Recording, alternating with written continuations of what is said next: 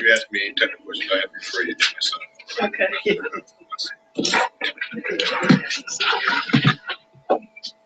Okay, good morning. We're going to go ahead and get started. So we figured it out, our technical difficulties, so just bear with us. But thank you and welcome so much to our HEALS Telesummit. So today our focus is on men and boys. And so I'd like to welcome you to our Telesummit. I'm Arletha Williams Livingston, and your host for this event. I'm the founder and executive director of the Aquaba Tree Children's Museum. We're a 501c3 emerging children's history and culture museum with future locations in Atlanta, Georgia, Bahia, Brazil, Tamarindo, Costa Rica, and Accra, Ghana. The word Aquaba means you are welcome in the Twi language of Ghana, West Africa. All children and their families and caregivers are welcome to visit and explore our unique offerings. Our mission is to create a safe, healing environment for children, which fosters an understanding and appreciation of the world's cultural diversity. In order to build an appreciation for diverse cultures and differing points of view, our work helps to provide a healing space, stimulate the minds, aid in the growth of positive group and self-identification for children. We provide exhibits, programming, training, and information to help preserve and pass on the world's unique cultural heritages to our children. This mission and vision is extremely relevant in today's world, where conflict is oftentimes the result of cultural miseducation. Positive cultural identity and cultural awareness are important factors in the development of healthy children. I have a PhD in Africana Studies and a Master's of Public Health. I've taught cultural courses on the university and K-12 level, and am very involved in the cultural community. My life's work include an emphasis on preserving culture for children, respect for cultural diversity, promoting community empowerment, commitment to social innovation, and devotion to systems change and policy change as a way to promote health, prevent disease, and or address social problems. In short, the promotion of positive change at the level of individual, family, community, and broader society. I'm a graduate of Spelman College, Temple University, and Emory University, and I have 3 lovely children. The focus of today's telesummit is men and boys, healing community trauma. The purpose of this telesummit is to bring awareness of the impact of childhood trauma on adult males and how the healing of adult males is a focal point for community healing. As a participant, you will gain a better understanding of what trauma is and the impact it has on a child's psyche, how men can begin to heal their own trauma, why men are central to community healing, and what therapists are doing to allow male children to become part of their own healing process. You will also learn why and how we are all affected by trauma, even when we are unaware. I'd first like to introduce our community partner, the Amara Center. We have Salah Haller and Nzinga Samuel with us today. So I'll give you their backgrounds and then I'll let them speak for a few minutes. Ms. Salah Haller is a licensed clinical social worker, a master addiction counselor, and certified anger management specialist. She provides counseling services to adults, couples, children, teens, and family. Her practice philosophy is to treat the whole person, addressing each client's physical, emotional, and social, spiritual, and cultural needs. She does this by creating and promoting conditions conducive to personal growth and development. She provides solution-focused treatment using psychodynamic cognitive behavioral approaches that aim to help individuals, couples, and families attain optimal functioning at home, school, work, and in society.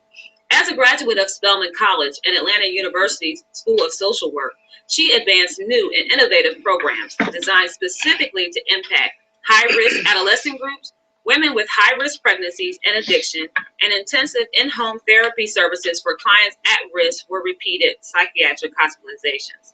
Salah is skilled in the arena of workshop development, therapeutic group facilitation, and intensive individual therapy. Her clinical expertise and many years of experience include work with individuals in crisis, survivors of emotional and physical abuse and trauma, and persons addressing issues related to addiction, grief, loss, self-esteem, and stress. She has over 27 years of experience as a therapist and has worked for several organizations such as Families First, Grady Hospital, Laurel Heights Hospital, and Kaiser Permanente. Salah is the CEO of the Amara Center, a behavioral health agency she founded in 2007.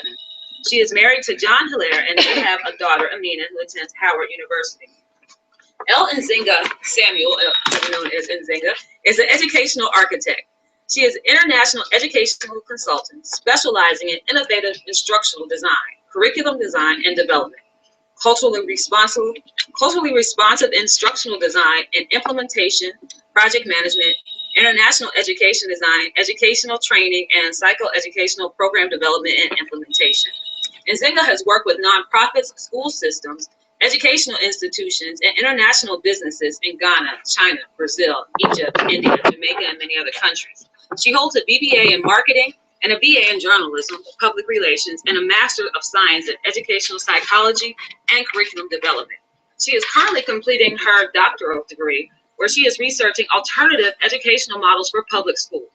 Nzinga has owned an educational consulting firm for over 10 years, completing contracts with various school systems and nonprofits in Atlanta, Georgia, and abroad. She is committed to ensuring programs, curricula, and educational leaders are all meeting the emotional, spiritual, and academic needs of the publics they serve. Currently, Nzinga is the COO of the Amara Center, where she meets the needs of the community by ensuring behavioral health services are available so children can learn in a healthy environment. Salah and Nzinga will briefly talk about the Amara Center and its programming. Thank you, Ali. Good afternoon. It's exciting to be here again for one of our teleconferences. The Amara Center, as was stated, is a behavioral health agency, but also I want to remind everyone that that is a mental health agency, also a healing agency. It was founded in 2007 in honor of my parents, Dr. Mwalimu Amara and Saburi Amara. And the Amara Center has taken a trauma-informed approach to our healing. And that means that when we look at individuals, we are assessing them and acknowledging that trauma, whether it's individual, whether it's cultural, is a part of the services. We have to look at the trauma in order to determine what services are good for our clients, our staff, and the community. Another piece that is important about the Amara Center, because when I think about sharing that with people out there and looking at what makes us different in terms of providing behavioral health services, is the fact that the Amara Center comes from the framework of looking at an individual, a community, identity, purpose, and direction. So therefore, let me break that down. We look at who you are, where you come from, and how it impacts your present state. So if you're depressed, if you're having some traumatic issues, we're looking at that whole piece. We look at one's purpose. What do you want? What does the community want? What are your needs and what are your goals? And how you will obtain that. And then also the other piece of the puzzle is direction. How are you going? Where are you going, and how are you going to get there, and what modality? And the exciting thing here is what we're doing is looking at trauma and providing therapy from many different avenues using an Afrocentric perspective, which Nzinga is going to talk about a little bit in a few minutes.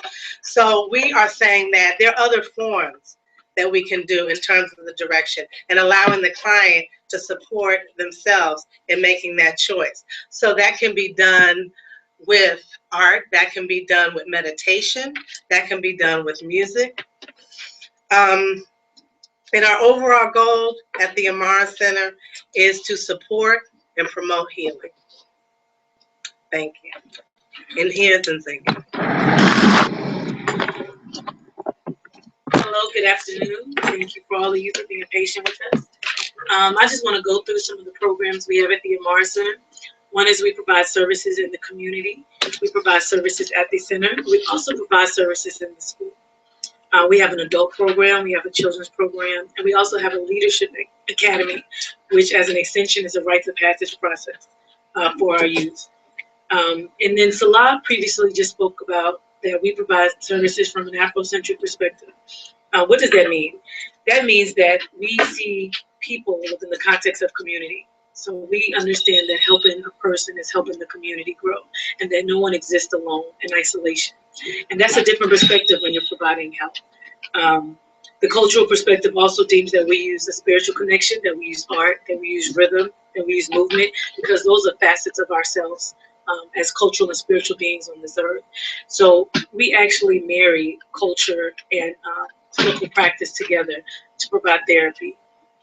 We look forward to the teleconference today as we look at how can we serve specifically the boys to men communities, the boys and men within our communities. So I invite you to please enjoy the rest of our conference, and we'll see you again.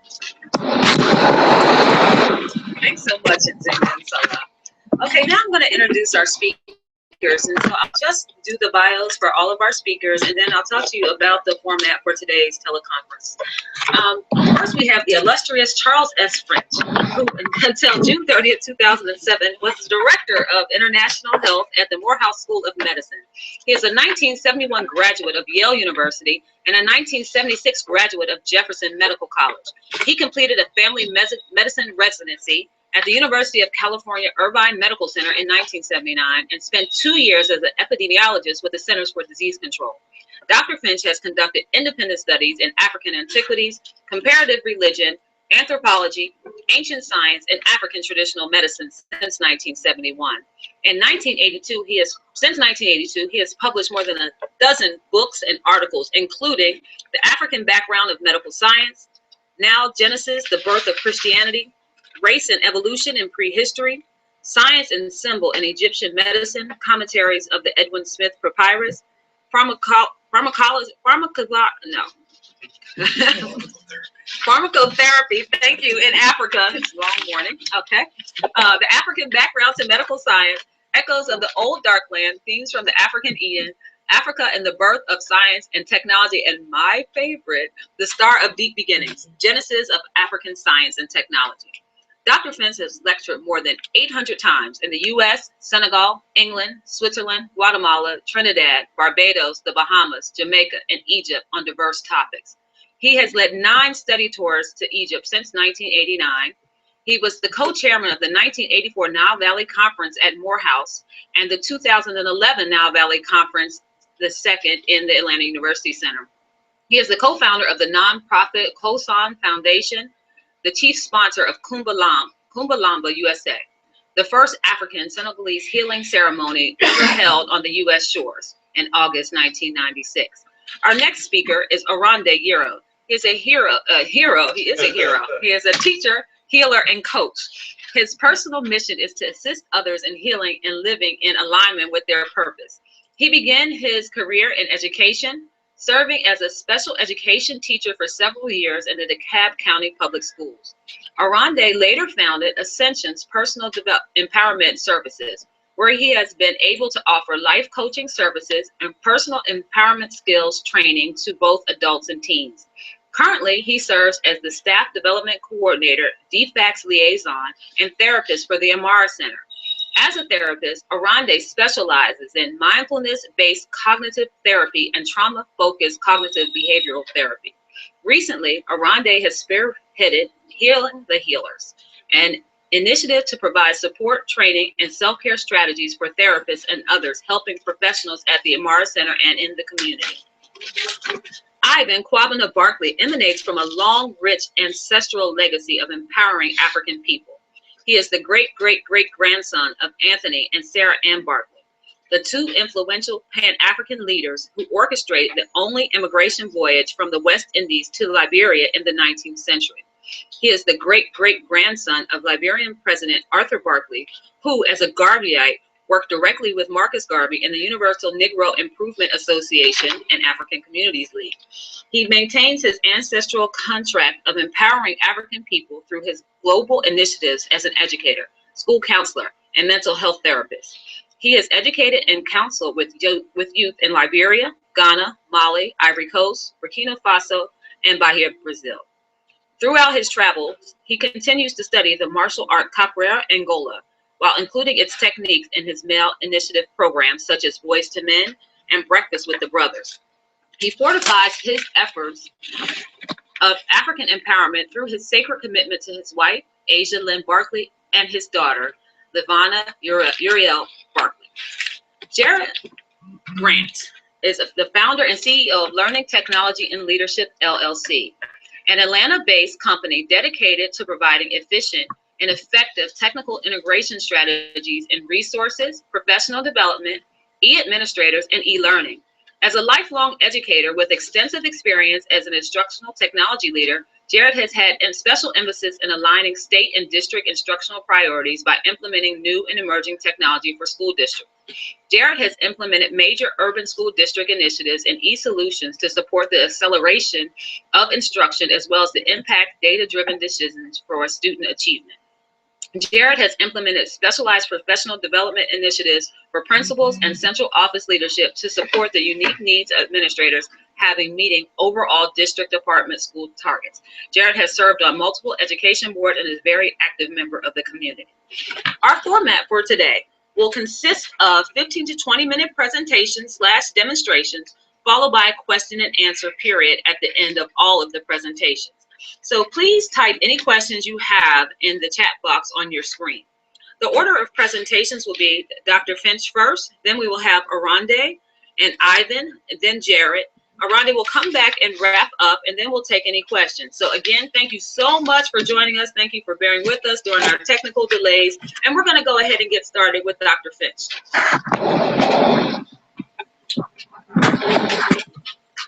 Thank you very much, Arlene. It's very much of a privilege to be back in this Telesummit format. Again, I'm Charles Finch, known both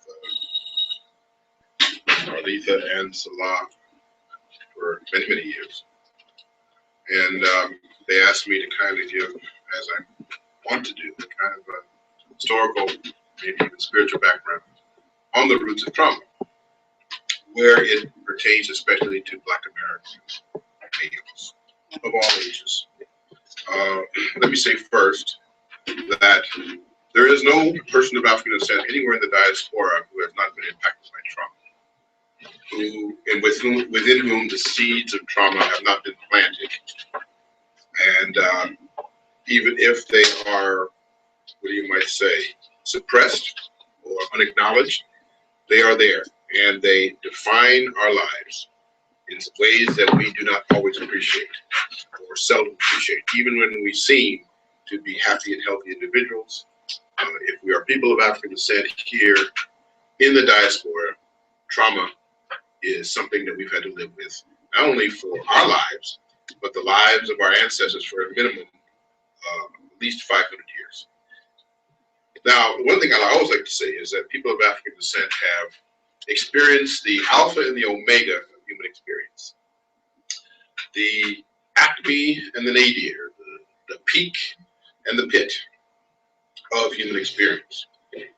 There was when you think of human civilization is a gift to the world out of Africa, in all aspects of human civilization. The more we learn about the early human civilizations in the Nile Valley, the more we realize that there is nothing in modern civilization that does not have its roots in the civilizations of the Nile Valley. At that time, Africa had created the world's first and greatest civilization at that time.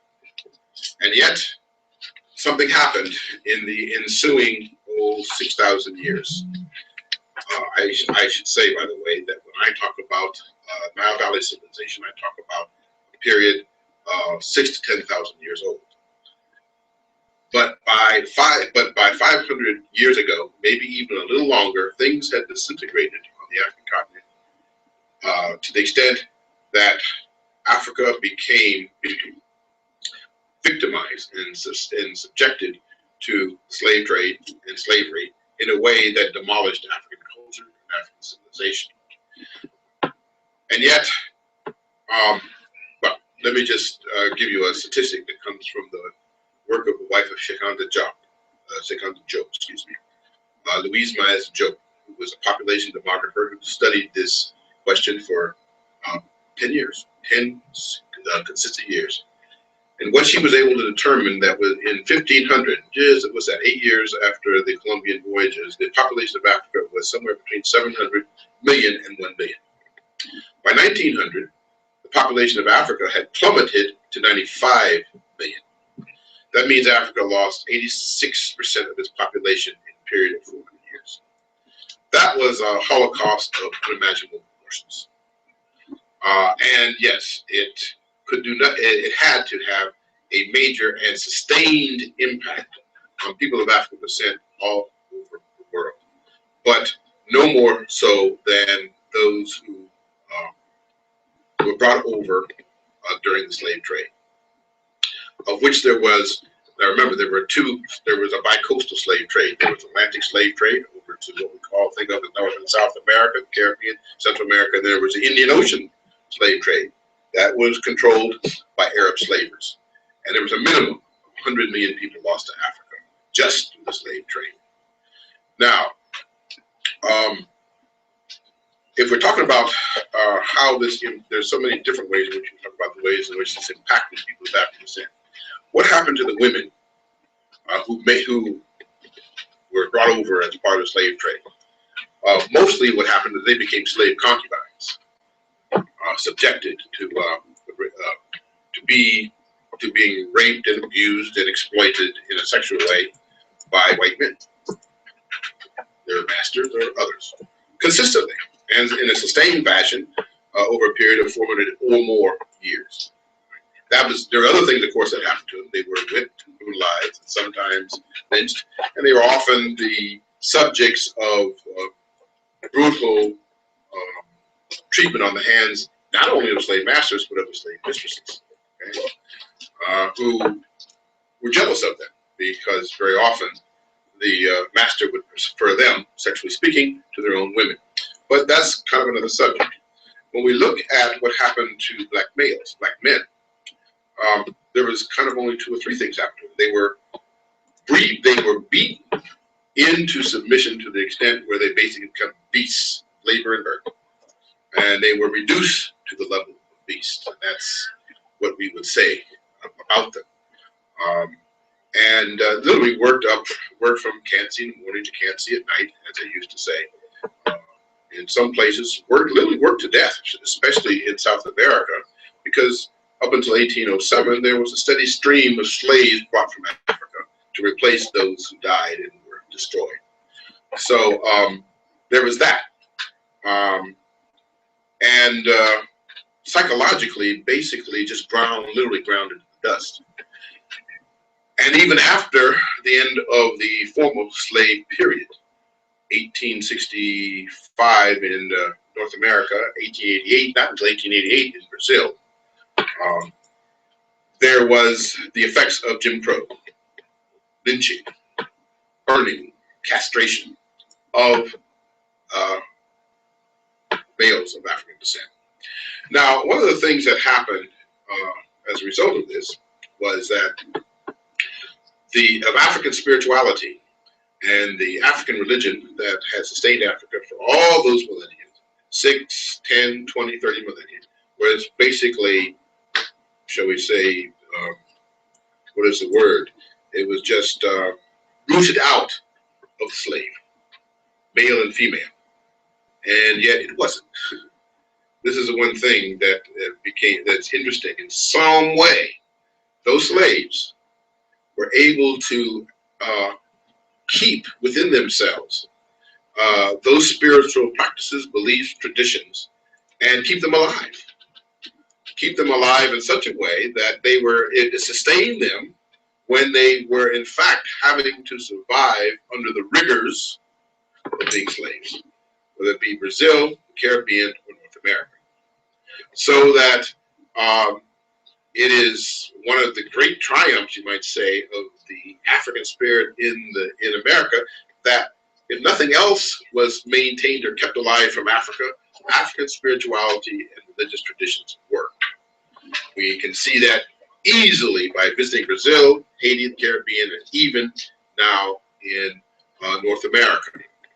We are finding that in North America, especially, there is a small movement, but it's a steadily growing movement where people of African descent are reclaiming their ancient spiritual roots, their ancient spiritual ties, their ancient spiritual beliefs. And we could also say that in Brazil, people from Nigeria, from the Yoruba community of Nigeria, have actually been to Brazil and found that the practices in parts of Brazil, especially what they call candomblé, are actually more authentic and more related to the ancient practices of Yoruba religion than is even practiced in Nigeria. That was astonishing to those who from Nigeria who witnessed that. So somewhere along the line, that spiritual connection, though there was every attempt made to cut it and to sever it, was not accomplished. And not only was maintained, but is now reasserting itself, you might say. Now, one of the things, it is one of the reasons why when you look in the 20th century, look at the men who became the heroes of Black people in North America. They were men who were courageous beyond measure. Everybody from I say the 3 M's: Marcus, Martin, and Malcolm. Men literally willing to put their lives on the line for people of African descent. Courageous men who, as it were, you might say, became to define the very meaning of courage among Black men, because there, for a long time, it persists even now, there was that sense of manhood, that sense of being a man, that sense of being going through that process that creates a man, as I said, was just unavailable to Black men. And in a sense, they were, talk about children, they never ever, in too many instances, ever were able to achieve a man's estate. Never able to develop or evolve to what becomes a man. Because in Africa, becoming a man is a long-term process through series of rites and passages that start with birth, continue until the final manhood rites at age 30, and then is completed with death. All that was taken away from us, so that there was that, and there was no consistent manner of acculturating and socializing children, male children, into what it means to be a man, male and a man, which needs to start in childhood. So many times, most of our people, African males, have to become men in a large extent, sort of on their own and by themselves. Especially when you look at the disintegration of the Black family, which was deliberate and continues to be deliberate. Even now, what do we have? We have 60% or more of Black families that are headed by what? Women. In most Black families, there's no man present. There's no father present. There's no male role model present. So there's nothing to model behavior, manhood behavior for young males in particular, although it negatively impacts young women too, but we're focusing on males. Now, this has had a tremendous, as I say, this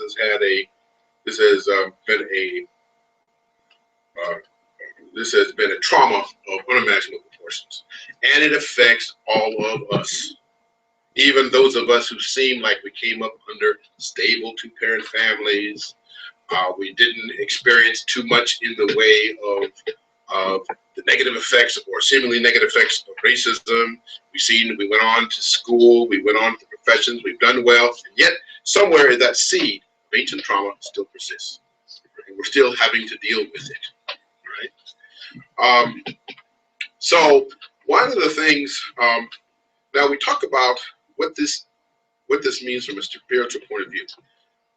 This is one of the reasons why we find that so many of us are turning back to the ancient African spiritual traditions, actually returning to Africa to reclaim that. Whether it be Senegal, whether it be Ghana, Nigeria, Togo, Benin, so many. It's not a tidal wave by any stretch of the imagination, but you find individuals going back to reclaim that which is really ours. We don't have to justify, apologize for that.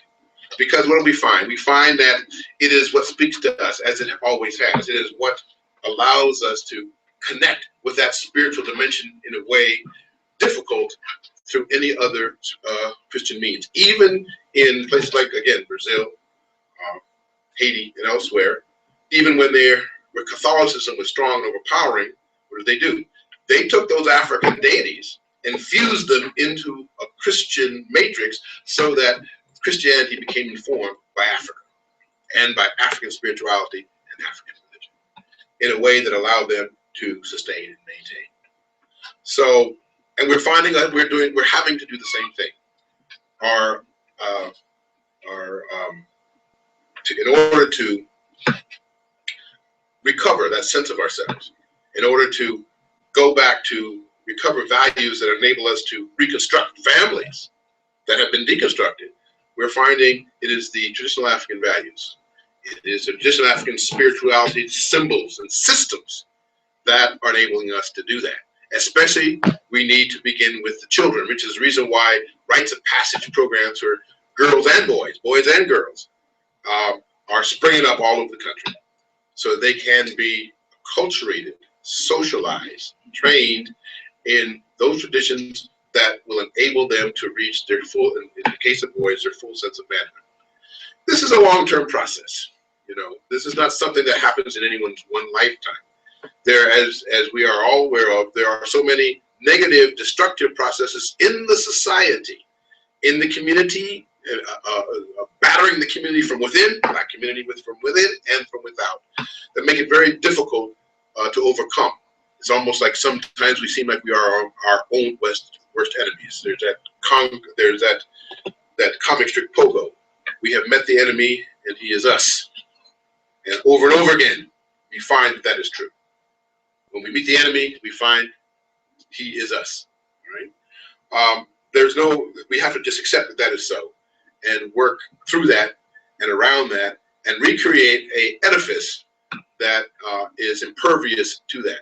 Now, the thing is, one thing to understand is that what happened as a result of the slave trade and enslavement, there was, shall we say, what do you want to call it, survival of the fittest process. Black people of African descent and diaspora are spiritually very strong, very powerful. They don't know it, but they are. They haven't accepted it, but they are. They have given in to their weakness, not because they are weak, but because they have chosen weakness. Not because they are necessarily people of failure, because they have chosen failure. But the inherent spiritual power is there, stronger even than in Africa.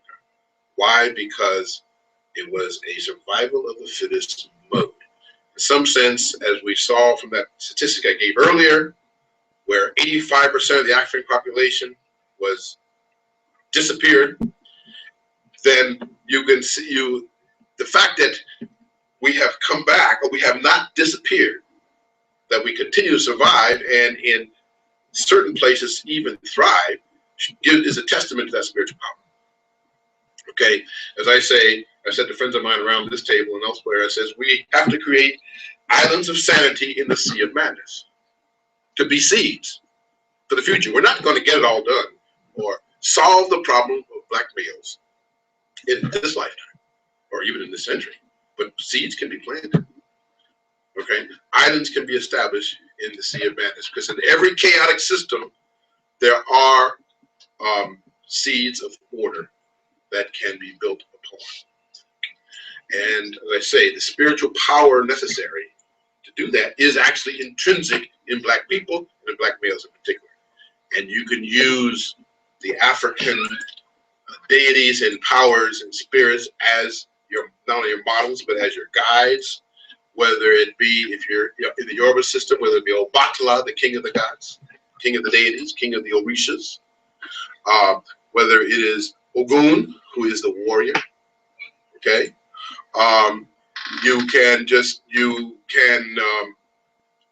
In fact, let me just stop and say this, and then I'm going to come to an end, because I really could go on and on, and don't want to do too much of that, because there's other people got to speak. There are two forces within the black male that have to be not only brought to the forefront, but reconciled: the warrior and the sage. From ancient times of Egypt, that would be Heru and Jehudi, Thoth.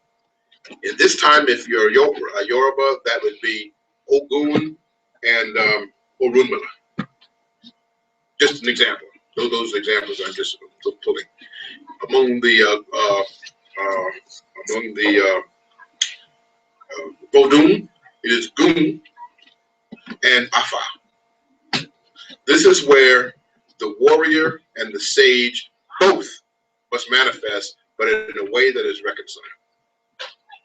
In a way in which the warrior is not necessarily a military caste, but someone who has achieved the complete dominion and power of himself to put himself at the service of the community, because black men have to step up to what their role is in their community. They have to.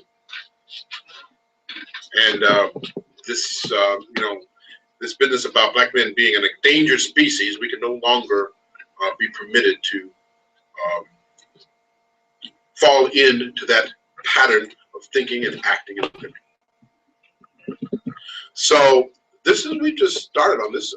This is what?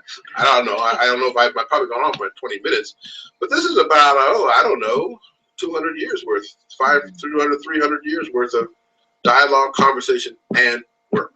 And you know what? It wasn't meant to be easy. So you can't go the easy way out. There's no easy way to do this. It's supposed to be hard, because we weren't supposed to be here. We weren't supposed to even survive. So there had to be some inner strength that allowed that. But that just has to be brought out, cultivated, and channeled. Elise is looking at me. She knows that's one of my favorite words. Channeled, cultivated. Individuals and in the collective group. Now when you use the word black males, black men. That song, Boys to Men, is really puts your finger right on it. You should stop talking about males and more focus on men. Thank you for this opportunity. This is just the beginning of what is a dynamic and essential and critical life or death conversation, and it will continue. Again, thank you very much. Yeah. Now you see why I call him the illustrious. I like that term, but I love it. So we're going to go on to our next speaker. We're going to have Aronde here.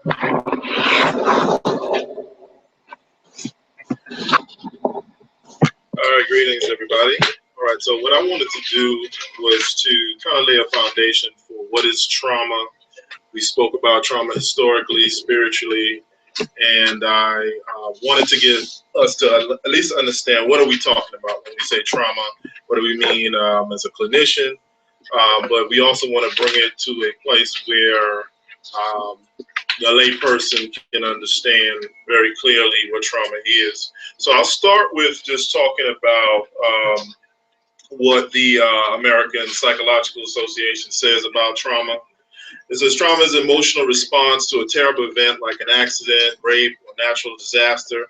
Immediately after the event, shock, denial are typical. Long-term reactions including unpredictable emotions, flashbacks, and strained relations, and even physical symptoms like headache and nausea.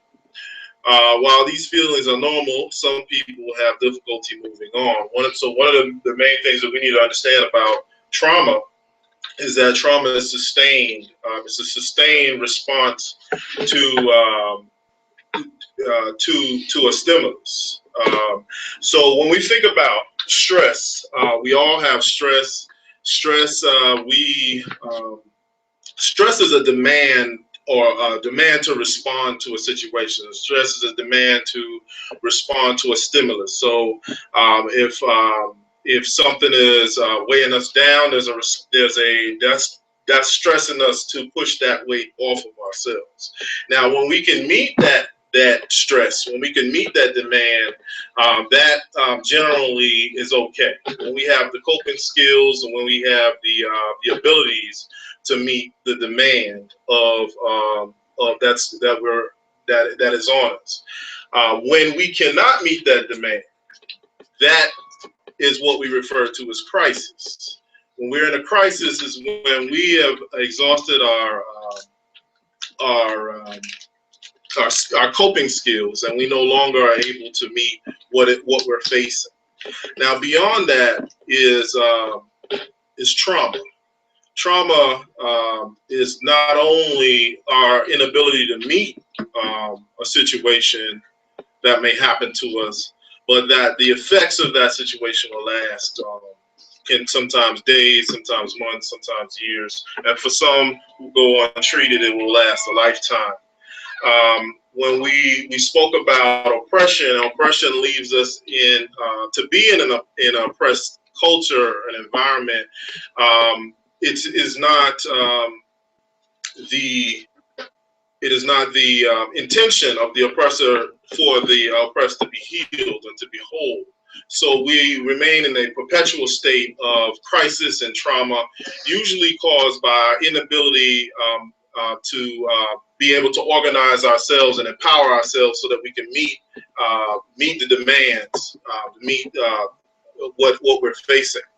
So I want you to just, for the layperson, we can talk about trauma simply as an event that changes us fundamentally, in a negative sense, that we no longer feel a certain way about life. It changes how we perceive life, but it also changes how we perceive ourselves. And so when we think about our oppression, and we think about traumatic experiences personally and collectively, it changes how well we can relate to ourselves and to the world. So when we're viewing our personal lives, for some of us, we have to think. There's a lot of folks that might be listening who might say, "I have no trauma." Until we start talking, and then we're able to see that yes, there's trauma. It's just we never thought about it as trauma because we've normalized a lot of things that are unhealthy for us. So think about any event in your life that has changed you fundamentally, and also changed your worldview.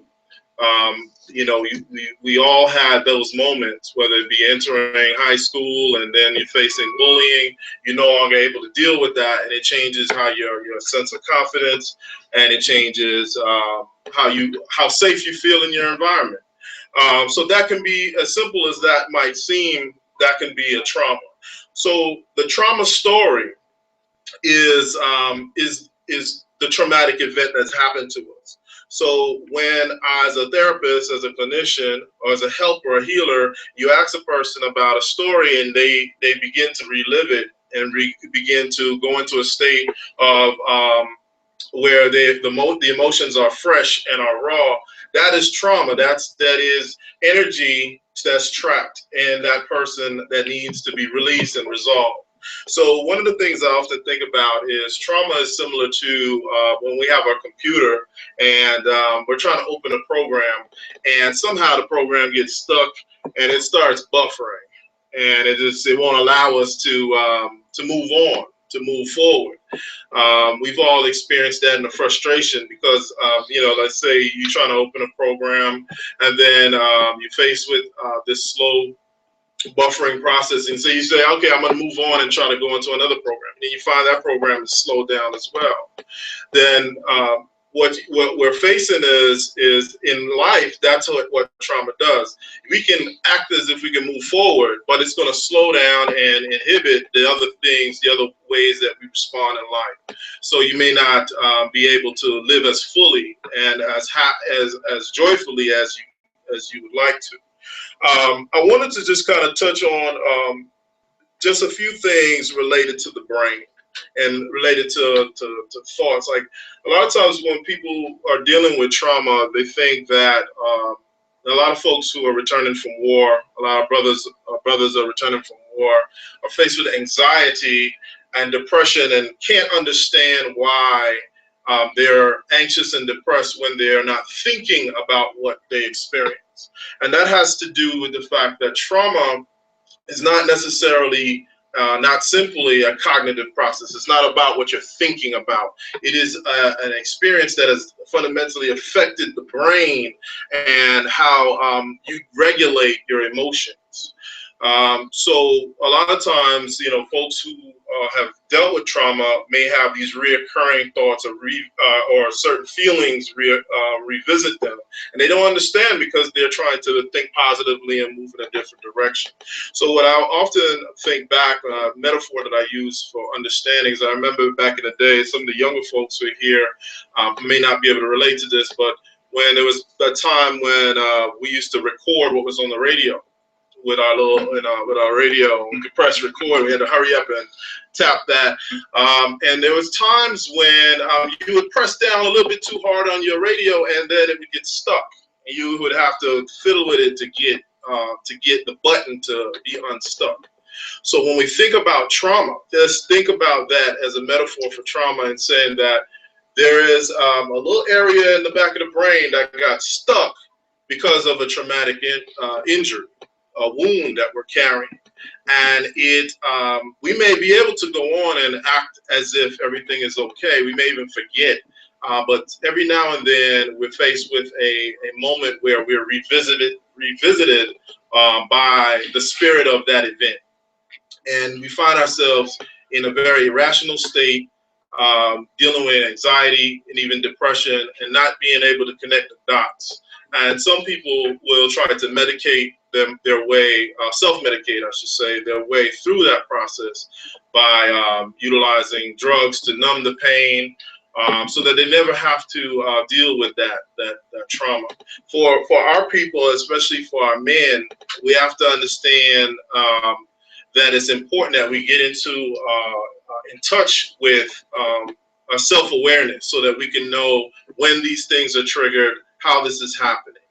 I'm gonna talk just a little later about some of the things that how it affects brothers specifically, but in just returning to just the general understanding of trauma, we think all living things have a fight or flight response. And that fight or flight response is usually marked by the rush of adrenaline, so that we can flee from a threat, flee from an animal that might be trying to get us, or a person that might be trying to get us. And we are rushed with all this adrenaline. And so think about being stuck, that button being stuck. Imagine now you are in a perpetual state of that adrenaline pump flowing. So for those who have trouble sleeping, and those who have trouble regulating their mood, there's often a link back to a traumatic event. And we need to become more trauma informed, not just as clinicians, but as a community, so that we understand that you can't just tuck that and suck it up and just move on. When I think about our brothers, and I think one of the struggles that we have is our sense of manhood is challenged when we're faced with a trauma. Especially trauma that relates to sexual trauma, because our whole identity is now challenged. How can I be, quote unquote, a man? How can I represent as my manhood if my manhood was taken away from me, so to speak? How can I call myself a man if I froze under situations that were traumatic? A lot of our brothers face those things, being in a toxic and oppressive environment, and have no outlet to express that. So when we're talking about brothers, we have to think about how trauma affects our identity as men. And are we able to then model for our sons the appropriate ways of dealing with our emotions? So certainly there is a need for us to be able to become more self-aware, and to find vehicles for expressing or channeling those energies, so that we can find healing. Ultimately, when it comes to the impact on Black males and Black men, as Dr. Finch said, we know that we are more likely than other groups to face assault, and different forms of violence, rape, even workplace accidents, these different things that can lead to trauma that we will carry for extended periods of time. And we need to be able to process that. We have to acknowledge that we're living in a toxic and oppressive environment. If we don't acknowledge that, then we will feel that we are the problem, and then begins a process of self-blame, instead of realizing that we have to, there is a force outside of us that we have to address as well. a person leaves us in a perpetual state of fight or flight. And we know that we have historically had a distrust of institutions, particularly corrections and also mental health institutions. But what we have to do, what we're aiming to do, is to develop our own institutions, and we have to reestablish and build the relationship with the community so that they can understand that we're here to help and to serve, and so there won't be so much distrust, and also for us to develop a vision for wholeness, a vision for health that the community can lock into. When I think about our brothers, I think about when I was growing up, it was very difficult for you to show any weakness, especially when you're amongst other men. And any sign of pain, any sign of emotion could have you ostracized. Now, there is a function for that. That's not, we can't throw all of that out. We do have to have folks who are able to bypass their emotion. But that is when we're in war. And war is a time when a person has to tuck those emotions and soldier on and soldier through. So that's functional. And men have always been asked to go to war.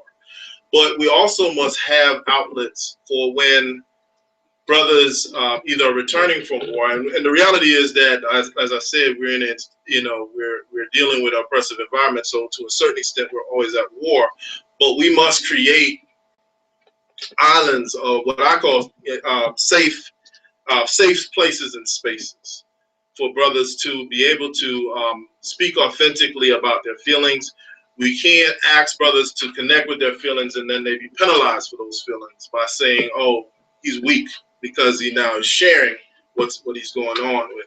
And then men are going to have to be the ones to spearhead that and to create those safe places and spaces and model. So in terms of I wanted to just provide a little story, and then I'm going to give some bullet points as far as what I think is necessary for us to move forward in a positive direction. And the story is about the three thieves, and you can place the story anywhere hundreds of years ago. But the story is about these three thieves who would travel throughout town to different towns because they knew that people at the time, they didn't have banks or they didn't have any place to store their valuables. So they would store them in the walls of churches. And they had three thieves, and the first was the leader, the alpha male, if you will. The second was of course going along with the leader, and the third is just wants to fit in. So they go into a particular church. They're trying to find jewelry. They're trying to find wealth, and the leader, he reaches his hand into one of the walls, and he's stung by a scorpion, and it stings him on the hand. He immediately draws his hand out and he puts it in his pocket. And the other one said, "Hey, what's going on? What happened? You all right?" And he says, "Yeah, I'm good. Everything's fine." And he just says, you go ahead and do it. I'm gonna let you go ahead.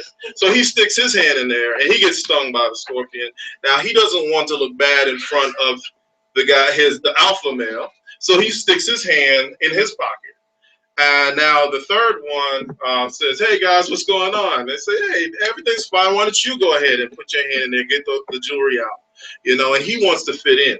So he sticks his hand in there, and of course he gets stung as well. So now we have three men that are dying and unwilling to share why. And in many ways, that is what we as men do to each other.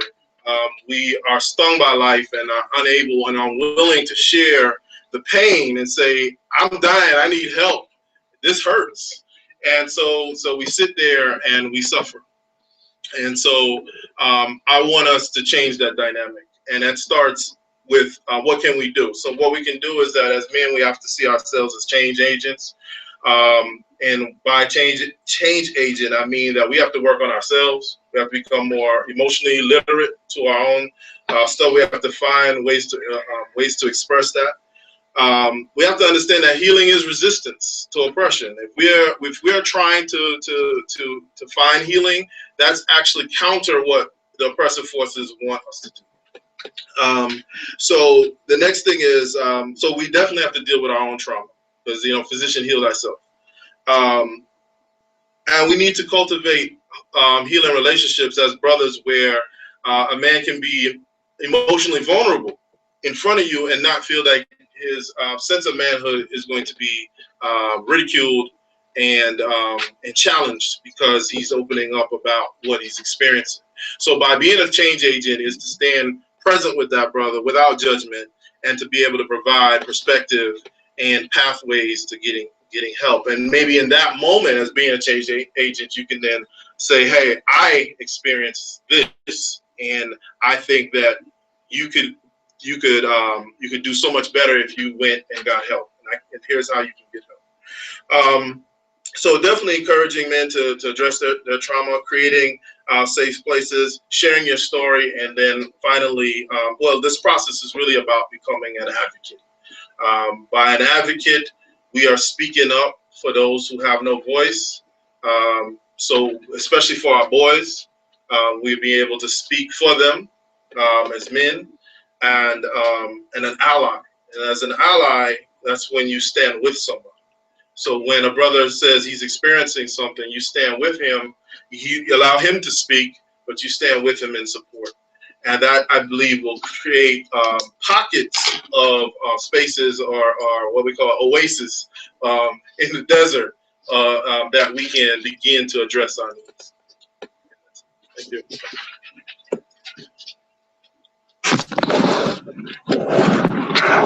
Okay, thanks, Aronde. We're going to now have our demonstration with Ivan. So give us a second. We're going to switch rooms.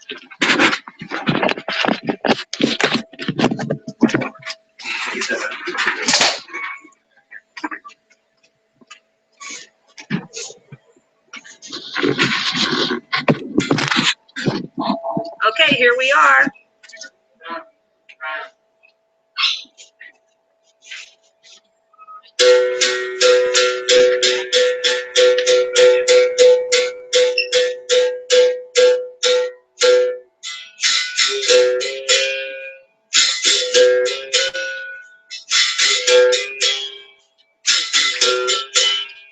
As a boy, I played a game with my papa. Played it till I was 3. He would knock, knock on my door in the morning. I pretend to be asleep. Good morning, Papa. Knock, knock, I told him.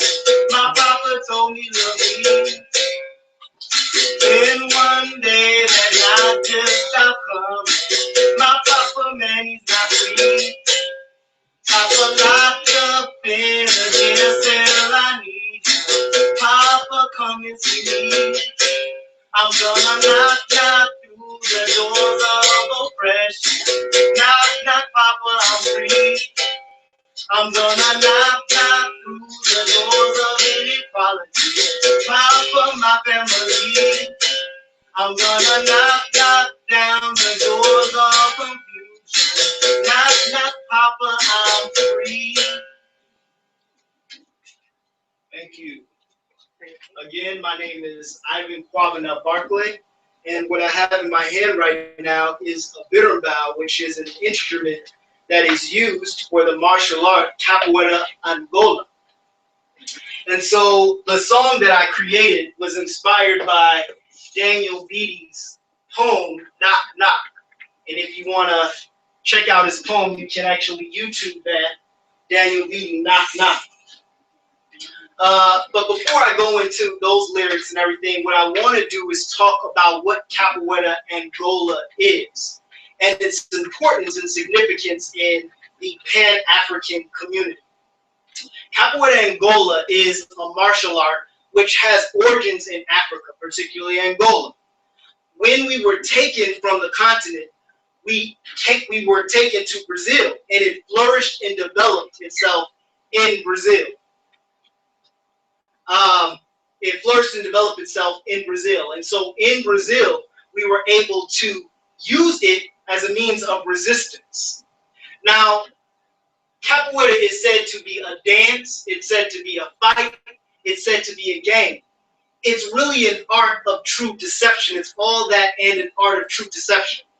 And we had to use deception on the plantation and in that context of the institution of slavery, because we didn't always have the artillery, the weaponry to combat our enemy in an overt manner. And so capoeira was that art where the oppressor would come and see us on the plantation, and he'd look and say, oh, they're just dancing on that quote unquote downtime. But in actuality, what we were really doing was practicing a martial technique. And at the right time and in the right place, we would use that martial technique to combat our oppressor. And our history shows that we used it and escaped from the plantation and established our own communities called quilombos in the mountains that existed for hundreds of years. And so capoeira Angola is that special spiritual art that we hold sacred in our community, and it's still used throughout the Pan-African community. And this is my segue into talking about how capoeira is going to be used as a healing modality. So I've created and developed a healing modality called trauma-focused capoeira. Trauma-focused capoeira. And so this healing modality is emerging out of the context of capoeira Angola, that resistance. So it's for us and it's by us. And so what I'm going to do is I've used Evan Kimball's The 9 Steps of Overcoming Trauma. And you can check that out online, The 9 Steps of Overcoming Trauma, Evan Kimball's 9 Steps of Overcoming Trauma. I've used his sequence of 9 steps, but I've rearranged them. And I want to show you how trauma-focused capoeira can be organized as a healing modality for our people. Okay? And at this time, I'm going to invite a volunteer to come in.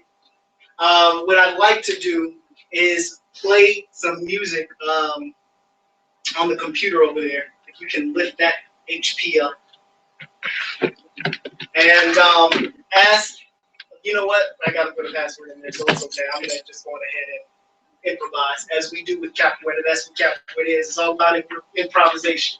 And so what we're going to do is practice the movement, the jinga, because we start off with the first step, which is relaxation.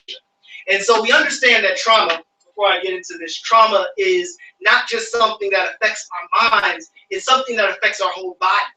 And so in order to deal with trauma, we have to deal with not just the mind, we have to deal with the body. And so when I'm working with my young men, I want to utilize an art like this so that they can relax, calm themselves, and then maybe down the line we can get into some dialogue. And so I just want to show some of the movements and some of the technique on how we relax. So we're going to start off with the jinga, and I just want you to follow my lead. The leg that goes back is the arm that is up. And so you're just going to flow and recognize your breath as you're doing this movement. Recognize, is it a shallow breathing? Are you breathing deeply? You're just going to go back and forth, relaxing yourself. Right now, he's new to this, kind of tense, and that's okay. You're going to go down to the ground like so. Come on down, like so. Stretching our body out. And what I'm going to do over time is I'm going to work him out into a sweat. I want him to relax himself. I want him to get his blood flowing, because what we're going to do next is we're going to move into the second step, which is recognizing our emotions. The second step is recognizing our emotions. And so this is trauma-focused capoeira. It's not your everyday capoeira class, so it's an intensive therapeutic model. And so you're not going to see the same thing that you'll see in a regular class. Capoeira, trauma-focused capoeira can be done individually, as we're doing it now, or it can be done in a group. The second step, again, is recognizing our emotions. So what we're going to do is just be seated on the ground. He's breathing now. He's been worked out. His blood is flowing. And so we're just going to allow him to breathe and catch his breath. So what you're going to do is just breathe in through your nostrils and out. Now, I know that some of you out there are going to be tempted to follow along with this meditation. And I just say that you do it with care and caution, because if you're not in the environment with a trained therapist or somebody that knows how to manage these emotions, something comes up and comes forth, you need to be ready. You need to be with someone that can help you de-escalate. So if you're going to follow this, please do it with care and caution. And so you're going to just breathe in and out, breathing in. And we're going to start with the top of our head, recognizing any feelings or thoughts that are there. Really any feeling, because we're focused on emotion. You can close your eyes. Going down, throat chakra. Breathing in and out. Focusing on any tension that might be in our chest area where the heart chakra is. Going down, allowing that breath to go down to our diaphragm, just feeling any emotions that we have, any nervousness that's there, just feel it. And what I'm going to do through this meditation, have to keep in mind that we're trying to encapsulate in a 10 to 20 minutes session what would actually take maybe some months in terms of a healing process. And so I want you to know that you're just getting a glimpse of what trauma-focused capoeira is. So he's now trying to tap into his emotions, but why? He's trying to tap into his emotions, and you can just stand up there for now. Thank you, sure. He's trying to tap into those emotions because what we want to do is start to separate ourselves from those emotions, meaning that we want to become aware of the emotions, where we can see the emotions, but we recognize that we are not those emotions. We have to understand that sadness, anger, fear, all of those emotions are very fleeting. They come and they go. But we as eternal beings are not fleeting. We are that eternal awareness that can actually watch those emotions and that can actually watch our thoughts. And so that's one of the challenges with trauma. We become our thoughts, okay? Those negative thoughts just roll throughout our mind and we become them. And so through trauma-focused capoeira and through this mindfulness activity, we want to learn to watch the emotion, learn to watch the thoughts, which brings us to our third step, which is noticing the thoughts, okay? And in noticing the thoughts, we would again go back to our movement, music playing, go back to exercising the body, working the body out. Then we go back into a mindfulness activity where I would take the young man through a process of recognizing his thoughts as if they were clouds drifting through the sky. Not judging those negative thoughts, but seeing them, okay? And so what I'm doing is I'm relaxing the body so that that environment is set up for him to even do that, okay? And so that is a process that doesn't happen immediately. It happens over time. All right, the next step, which is the fourth step, is restructuring those thoughts, okay? And so here's where our trained therapist would come in, like myself, where we come in and help him to restructure those thoughts. Now I use Adlerian therapy, and so what I would do is I use that Adlerian technique, early recollections. And so what I would do is I help him to tap into those early memories. Now step 4, step 5, and step 6 really go all together. Step 4 is restructuring those thoughts. Step 5 is then writing that story down. No, excuse me. Step 5 is learning about trauma, and step 6 is rewriting your story. Okay, and really we've now recycled back to where I first began, because when I played that song, what I was doing was, if you could imagine, this is the song that came from the young man, not him, not truly, but this as an example, this is the song that came from him. Through the early recollections, the lyric said, as a boy, I played a game with my papa, played it till I was 3. So these are early recollections coming from the young man. He would knock on my door in the morning. I'd pretend to be asleep. Good morning, Papa. Knock, I told him. My papa told me he loved me. Okay? Then one day, here's where the confusion comes in. That knock just stopped coming. As Dr. Finn said, we don't have our men in our home. The fathers are not there. That knock just stopped coming. My papa is just not free. Papa locked up in a jail cell. I need him. Papa, come and see me. But here we want to restructure this where you don't feel powerless. I'm going to knock down those doors of oppression. So he has to learn about trauma and what that is. And so this is a process. I'm going to knock down those doors of oppression. Knock, Papa, I'm free.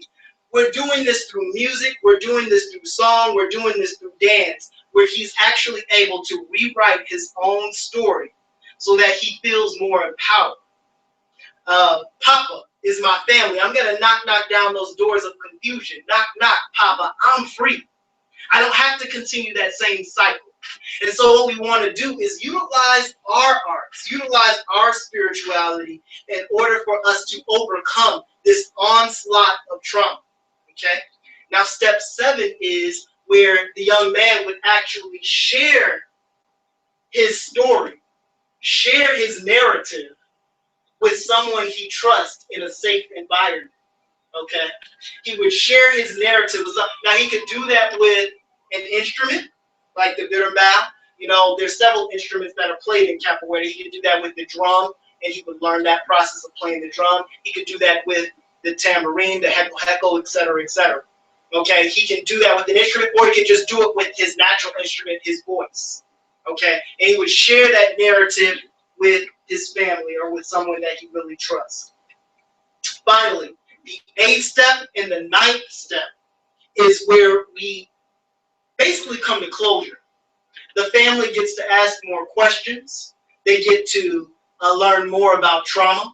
There's more dialogue now because we've developed a rapport amongst each other. So this young man feels far more comfortable speaking and talking and dialoguing. Okay, and the family feels more empowered. They see a change. That's what we want.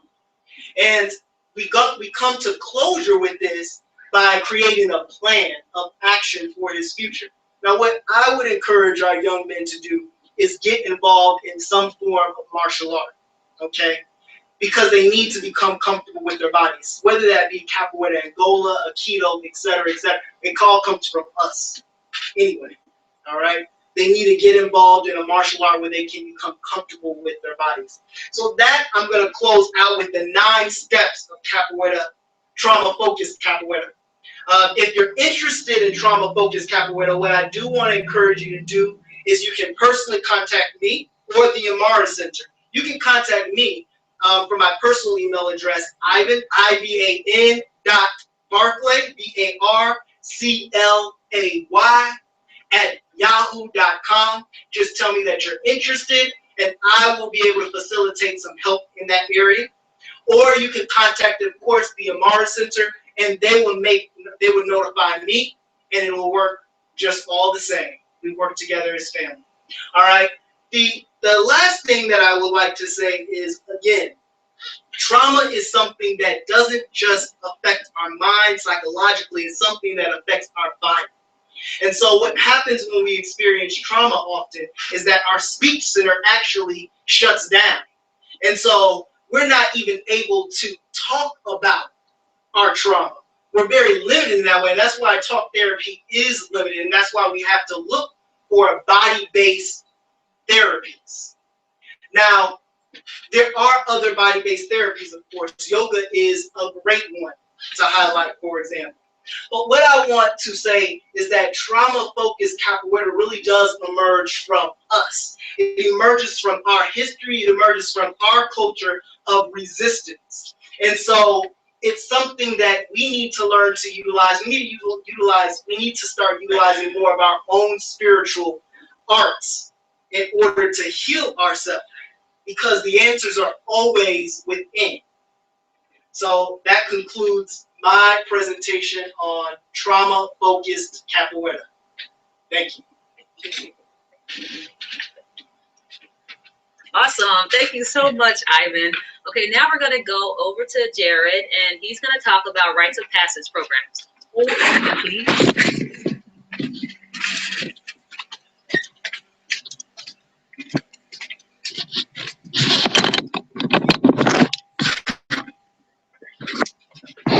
Well, hello, everyone. My name is Jared Grant, and I'm going to talk about the rites of passage and rites of passage programs, and just really emphasizing on the importance of rites of passage. First, what is our human objective? And before we even begin to define what rites of passage is, as a human, we want to pass down what has been learned. And so in society, we create the social constructs to build and formally create things so that we can pass down that particular knowledge. And so as Black men, and that's one of the focuses of this particular presentation, is to understand how we must begin to reconstruct that which has been disrupted, reconstruct the rites of passage programs that we have done before, but now we have to introduce some new things here in the 21st century that I think we also need to be abundantly aware of. So let's first just get into just defining some things as humans. First, also as a human, we want to look at the phenomena of interrelationships, not just the interrelationship with us as humans, but those interrelationships with us in nature, cosmic phenomena, and so on and so forth. But most importantly, what are those interrelationships with us as we're developing in families and other social constructs, us developing relationships, us developing relationships with each other, with the opposite sex, and so on and so forth. Again, there are social constructs that come along with formally and informally building these interrelationships as humans. So let's look at the purpose of having children, as one aspect. Ultimately, what we're looking at as humans, that sometimes we look at it from a physical form, but as Africans, we have always looked at ourselves as that we are souls actually having a human experience. So as Africans, we created, again, rites of passage programs with that philosophical understanding that we're not physical beings necessarily having an experience. We are literally divine beings who have an inheritance and a legacy based upon divinity, that we're expressing ourselves in this physical form. And so from that particular philosophy, we realize that we have to have established programs or rites of passages that recognize that there are key things that are going on in our lives and key crossroads that take place as men and women that we must recognize. So when we were first, in listening to Dr. Finch earlier, he talked about some aspects of cosmic phenomena and astrology. And so when you're born, we're imprinted with certain cosmic phenomena that we have to understand that we're imprinted with right then at birth. The sun was in a particular place, planets were in a certain particular place. All of this imprinting impacts our lives. And so with that imprinting, a ritual or rites of passage or that transition is also imprinting upon our lives. So we want to look at how we can imprint or take that imprinting or take that ritual and begin to recognize it as how we should move forward. And so we create these social constructs. And we have this, and we have these relationships. So our relationships as parents, and many of us are parents, our relationships as parents to our children is that we have a social contract. And in that contract, we are here to help our children to cultivate and develop themselves as ancestors who have returned. And so, and we want them to meet the purpose and objective that they're here for. Okay, and so again, we create and develop certain pivotal moments in their lives that we must recognize and help them imprint in memory to take them and move them forward towards the future. So let's define one more thing. Let's look at family. A family, and again, the purpose is to give a soul the rehearsal it needs to evolve social behaviors. Okay, so when we look at a family, we're looking at teamwork, love, friendship, cooperation, sharing, sensitivity, compassion, forgiveness. All of these things in the interrelationships within the family, we're trying to cultivate, and we're attempting to develop and cultivate. And so again, we want to recognize that imprint and that evolving and working with others, what is actually happening to us. Okay, and so in those things that are happening to us, again, I want to stress that we want to imprint a ritual of rites of passage to recognize the various and different phases. So when we look at rites of passage, it's basically just a ceremony that takes place, or it's a schooling that takes place with a particular curriculum, and upon completion, a child or an adult goes to the next phase or stage, understanding that they have learned certain lessons to now take them on to the next level. And so that's what we want to look at. What is going to take us to the next level? What is always going to compel us to achieve and have a fuller understanding and go and have a higher consciousness about ourselves? So let's look at ritual. Again, a ritual is just to ignite or imprint the spirit. And when we look at this historically, many of us understand rites of passage. You might have seen Roots, and you saw Kunta going into the rites of passage program. He went into the bush with just the men. And so sometimes we see it only as a bush thing, but the rites of passage does not just have to be equatorial. Of course, we want to also talk about it in the 21st century aspect of it as well. So one of the things that you saw with Kunta in his manhood training is, and these are some of the components that I want to talk about, is survival is one, protection, healing, and evolving. Again, let me say those again.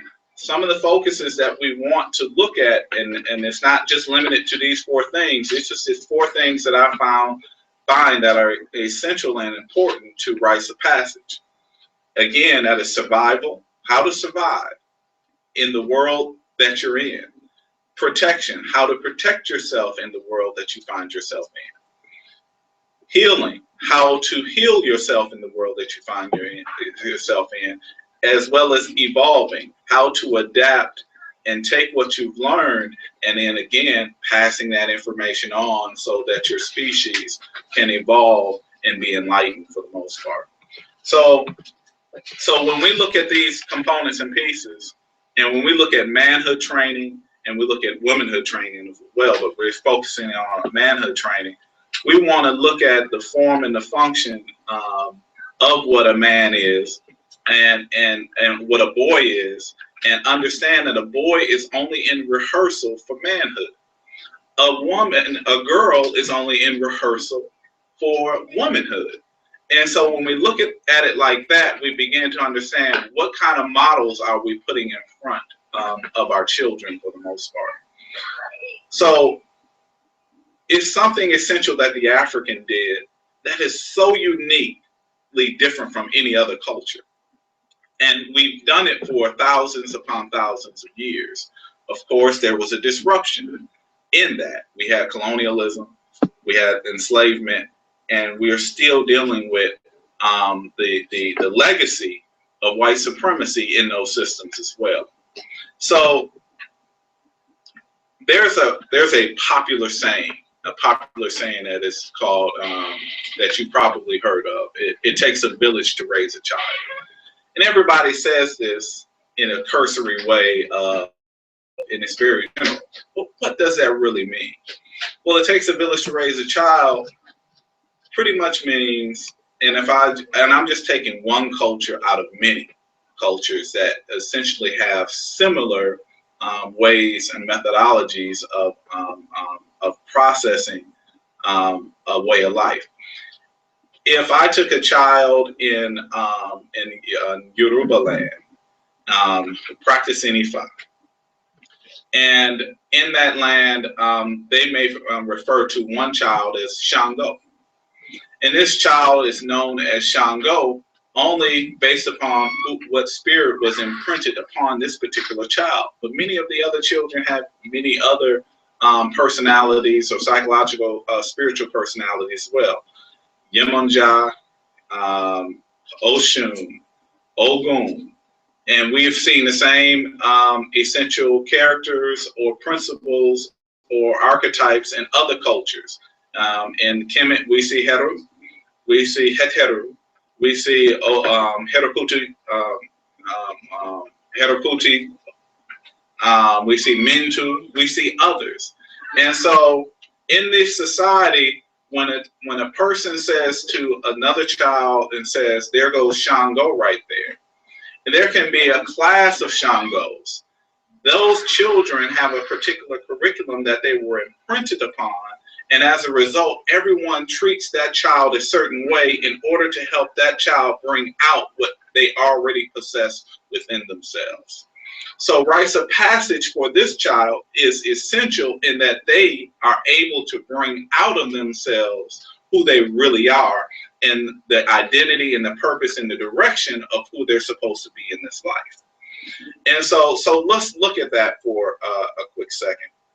So if I know that that child is Shango, let's relate it to some things.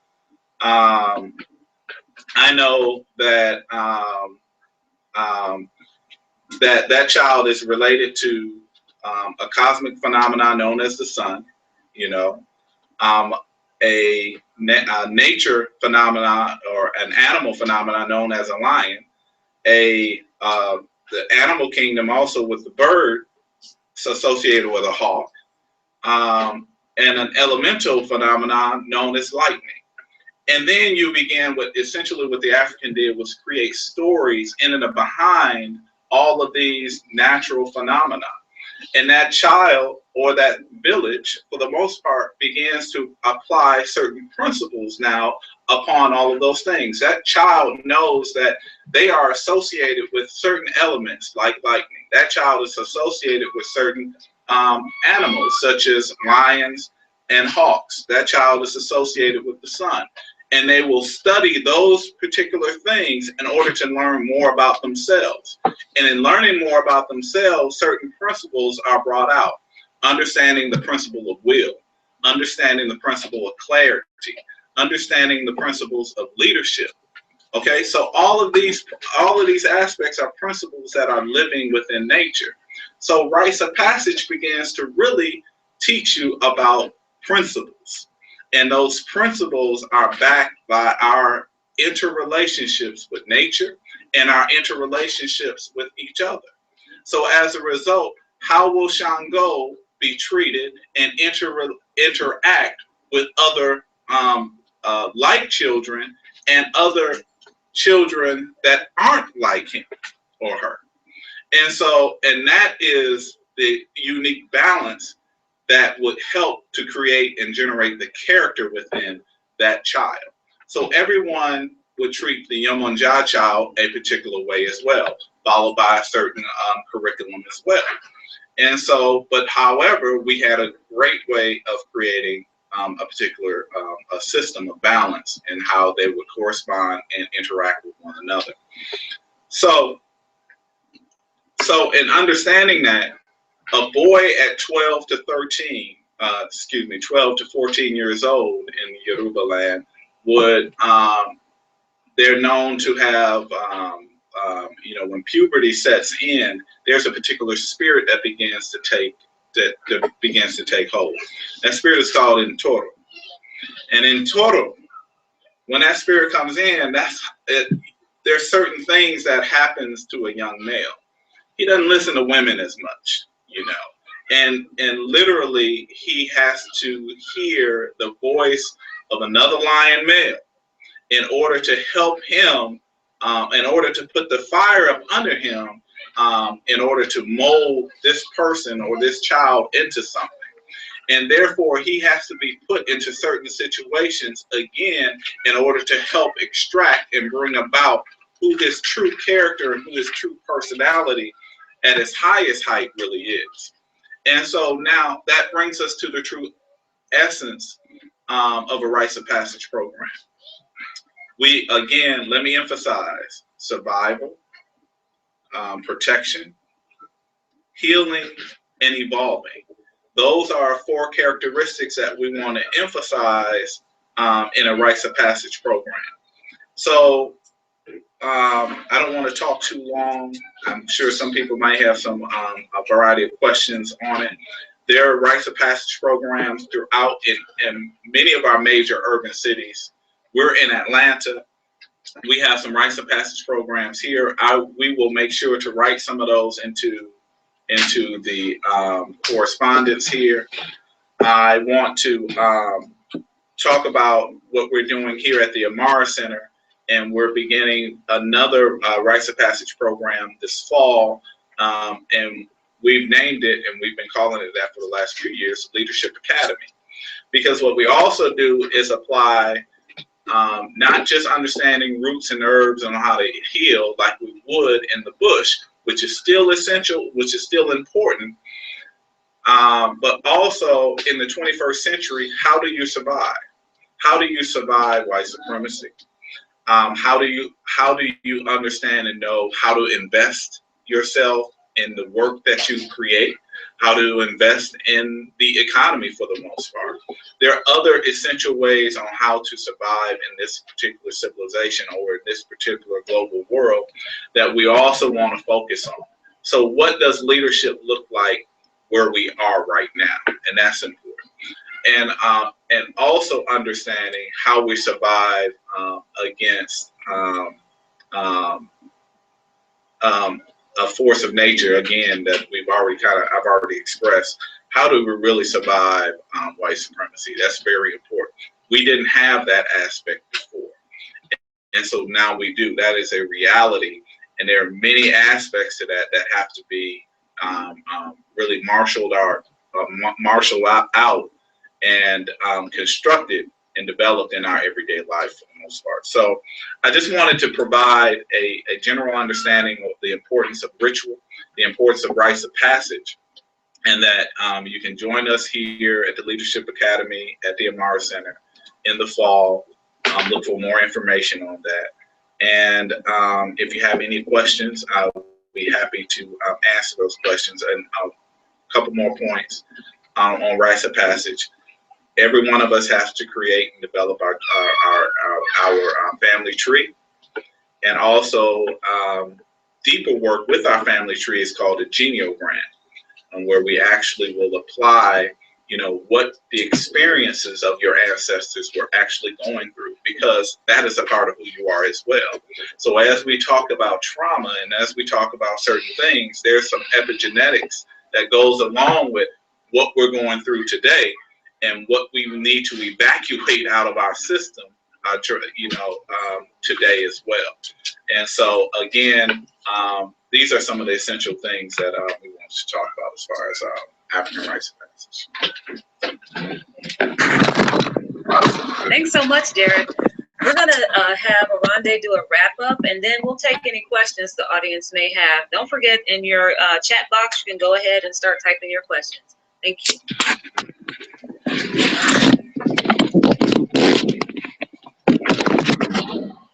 Okay, so and just wrapping up, I know we were talking about trauma, and for some, of course, it's a heavy topic. So I just want to remind people to breathe and to be cognizant of their feelings, not only throughout this presentation, but whatever lingers after. And if anything does emerge, then of course we are here to support. I wanted to just summarize some of what we talked about today. Of course, we explored the historical and spiritual relationship to trauma. that we have, and how our spirituality can empower us to rise up above some of those forces. We explored, we defined trauma and saw how trauma relates, how trauma affects Black males.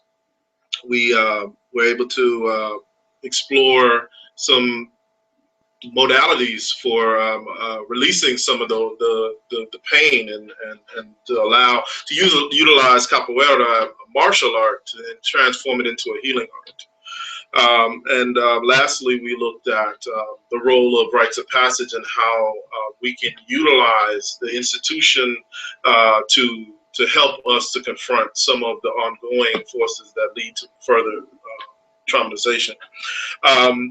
I wanted to just encourage those who are listening, especially our males, to know that they are worthy to be healed. That a lot of times we may say, hey, I don't have time to go bring up my issues or talk about those things. And that is a part of oppression where we negate ourselves and we bypass ourselves. And you are valuable and you are needed. And so it's necessary that you're healthy. And for those who are interested in learning more, who are interested in also seeking healing themselves, definitely we encourage you to contact the Amara Center I guess we can just give some of the contact information at www.theamaracenter.com. All right. And thank you. Okay, great. Now we have all the guys at the table. And so we're going to open it up to questions. So again, if you have any questions, please go ahead and type those in the chat box.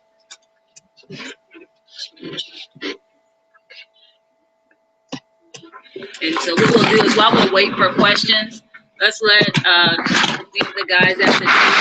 So Dr. Finch, Ivan, Rondé, Jared, if you have any couple of things you want to just say in closing, we'll kind of let you do that while we wait for the question. We've had 3 people contact us and say they're not able to type their question, but they text it to us. So I can put it on the table. Okay, that'd be great. And answer it. One is from a mother. She's the mother of a young Black woman, and she wants to know how does she support as a Black woman? How does she support the healthy development of female Black children?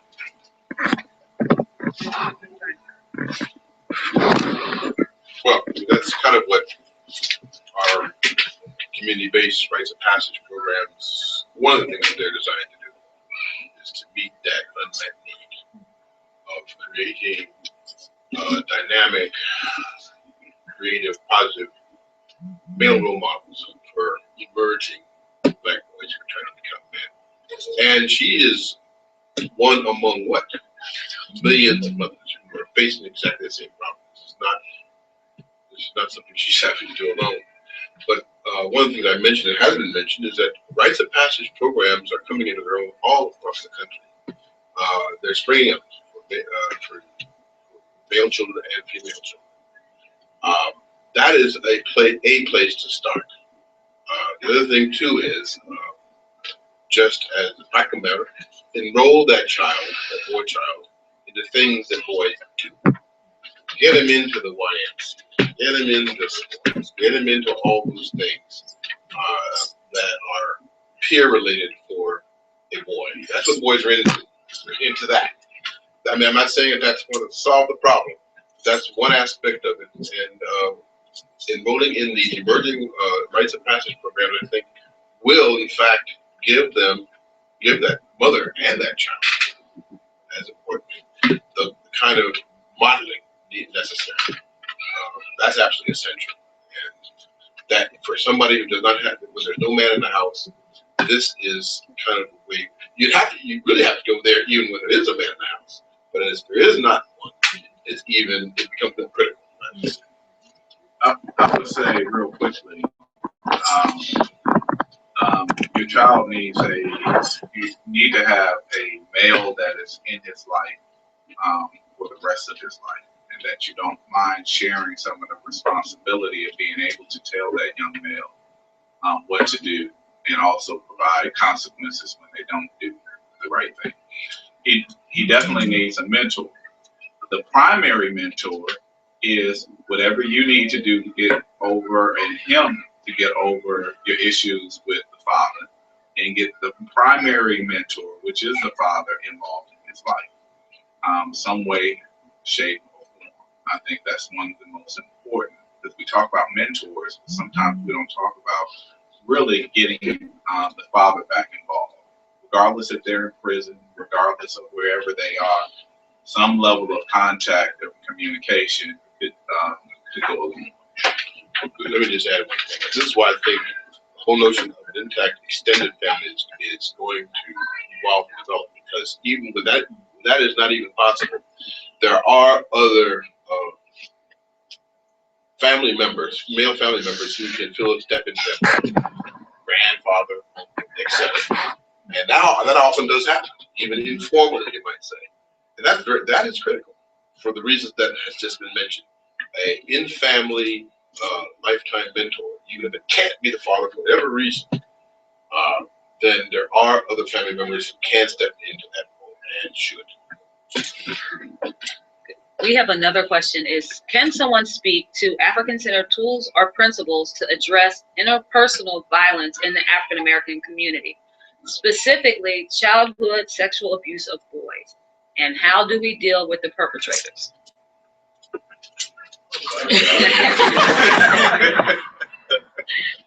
Okay, definitely a great question, and it requires a lot more than I already been able to provide today. What I do think is, in terms of the African-centered approach, is that you have to involve more than just that nuclear family. You have to expand a little bit outward, because that is a problem that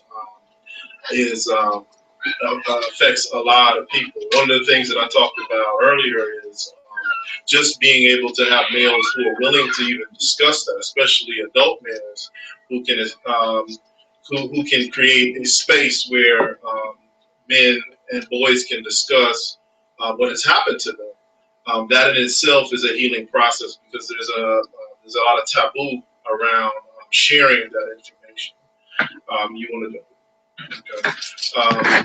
When it comes to dealing with perpetrators, oftentimes we have to also remember that the perpetrators are also victims when they were boys. So this dynamic is important for us, because we're looking at a generational situation. If we don't address the needs of the young boy, then what can happen later if these things don't get addressed. So we need to have, one of the things I think is to encourage men to create these spaces where boys can share and be affirmed that even if something did happen to them, that does not negate their maleness and their manhood, and that they can be affirmed in that. I'm not going to pretend to have the answer to that. That's a very complex question, but I think it's a beginning that, somewhere we can begin. I think it depends on where you're at in your spirituality. I know it was asked what African-centered tools are out there. Dr. Finch mentioned, us reclaiming our spirituality, the Akan system, the Yoruba system.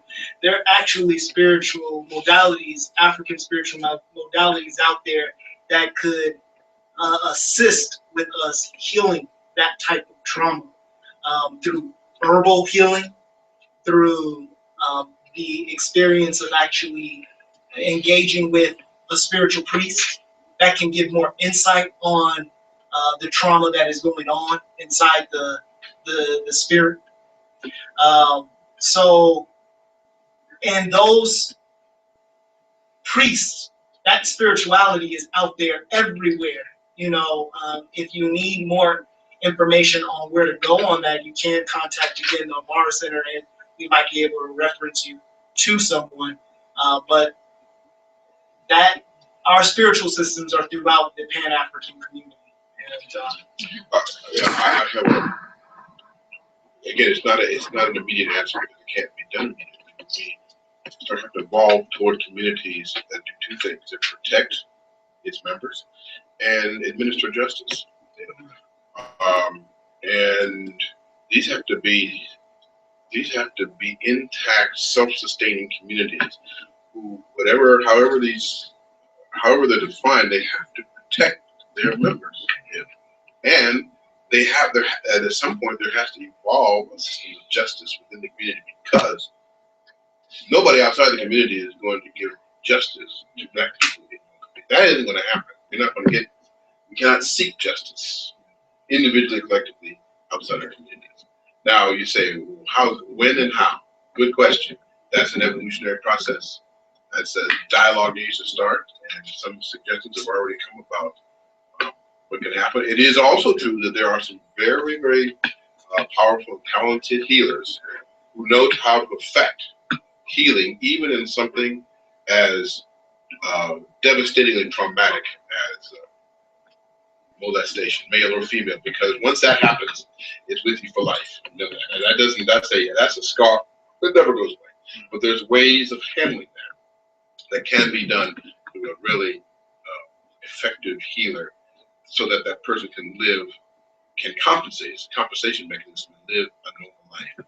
But whoever asked that question, that is one of the essential questions that we are facing, that we have to solve within. And that means, as I say, someone mentioned already, protection, and I add to that justice.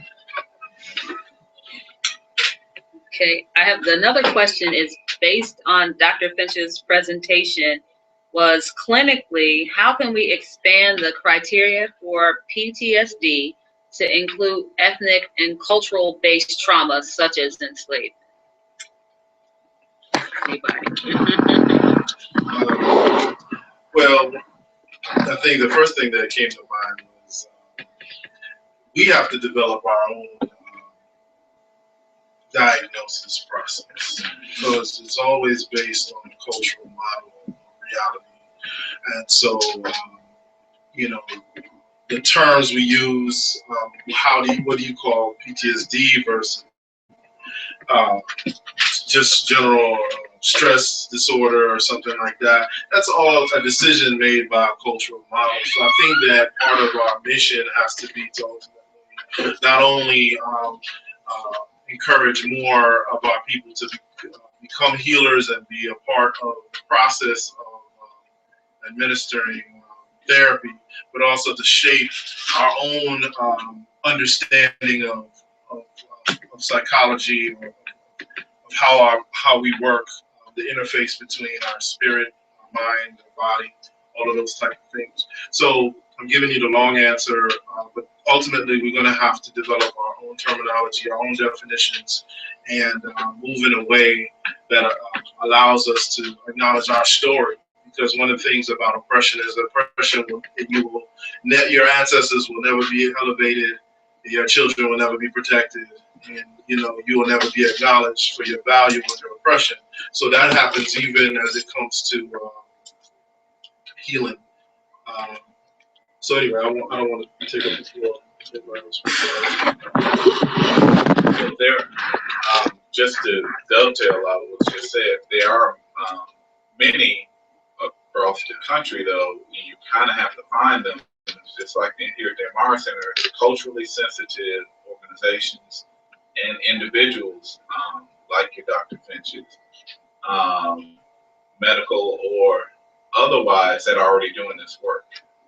The only problem is sometimes we have to actually go out and find them. And so there are those that are out there, and again, hopefully we can be a conduit to help you find, depending on where you are, to help you find those who are doing this work and have already laid out many of the blueprints for assessment and evaluation to provide in your minds. There's a concept. It's not a new concept. A man named Daniel Savage, Dr. Daniel Savage, sort of articulated this in the 1990s. he talked about macro racism and micro racism. Now, macro racism is the sort of thing that you encounter with that man who published that call to have Obama assassinated in that paper. You know, that's kind of obvious. We all know about that. We either encountered it or we know people have encountered that. That's still alive and well in America, right? But what is a little more insidious is the micro racism. Might even say unconscious racism around that's just there without it being definite or intentional, but yet it's in the air. It's in interactions with the larger society, and it has a more insidious, you might say, impact on people. So that no one, Black in America, is protected, is not protected, is invulnerable to this what I call the micro racism. You know, especially the micro racism because it's more insidious. And you just have to know that it's there. It's part of what is. And he also talked about this is what causes some unacknowledged stress in Black people across the board. The reason why our health statistics, especially in things like hypertension, he actually showed how hypertension was related to what he called this micro racism, are actually the product of it. So even the measurable health is actually impacted. So we have to understand that it's there, and there's nobody who is not affected by it. That includes Raven Simone. Is that her name? Raven? Yeah. But I mean, there are individuals like this who are in denial. Well, we can't do anything about that. Denial or not denial. There's, like I said, there's that racism is obvious, that it's in your face, and you say, yeah, okay, yeah. And you can kind of have that reaction, but then one that's really kind of insidiously destructive is that what he called, Daniel Savage called micro racism.